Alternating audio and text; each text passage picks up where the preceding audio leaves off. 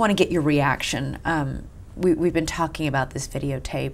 You have watched Diane as she explains in these interviews what happened that night in her version of events. What's your clinical opinion as you watch her? My clinical opinion is that she's a psychopath, and she demonstrates all of the qualities of a psychopath. Okay. Given your assessment of the tape and the court's assessment that she was a sociopath, a narcissist with a histrionic personality, what kind of person are we talking about? Well, let's start with the dominant one, which is the sociopath. A sociopath is somebody who has a fundamental inability to relate to themselves.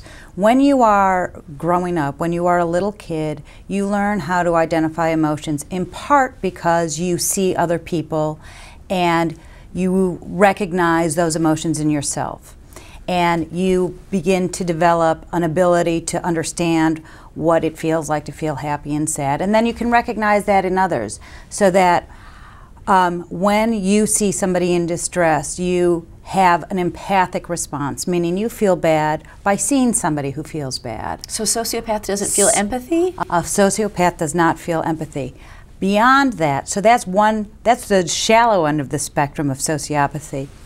The deeper end, which is where I think Diane Downs lives, is toward callousness. There's a spectrum of lack of empathy toward callousness, and that is the core feature of a psychopath or a sociopath, is somebody who cannot identify with another person's feelings. And they also can't identify with their own feelings, but they can't make a distinction between things that to a regular person seem perfectly understandable. They can't make a rank order of murder is worse than stealing, is worse than kicking somebody in the street.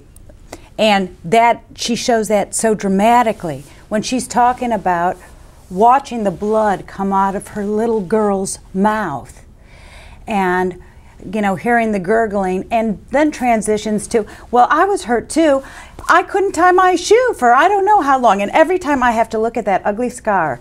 She has no affective, no emotional connection to her kids at all. Another thing that distinguishes psychopaths is that they don't feel stress. They don't feel anxious. They don't generally feel depressed. So lying isn't a problem for them? So lying isn't a problem for them. They externalize blame. They don't feel guilt.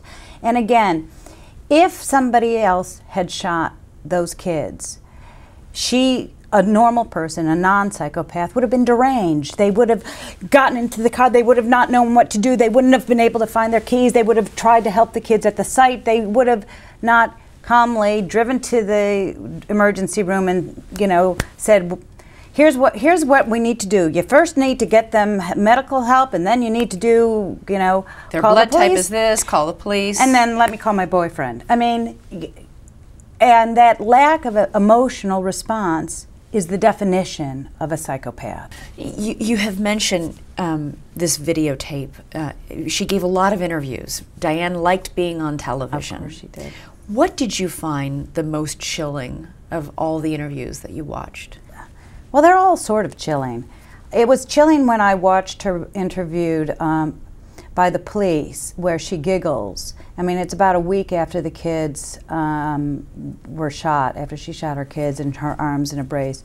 And she's going around. She's trying to reenact how the shooting happened around her car. And she's being coy with the camera. I mean, and this is a woman whose one child is dead, the other child is paralyzed, they're in critical condition in the hospital, and she's having her moment in the sun, giggling to the camera. But I mean, I think that goes to what the core of psychopathy is, which is a complete and total disconnect from emotion.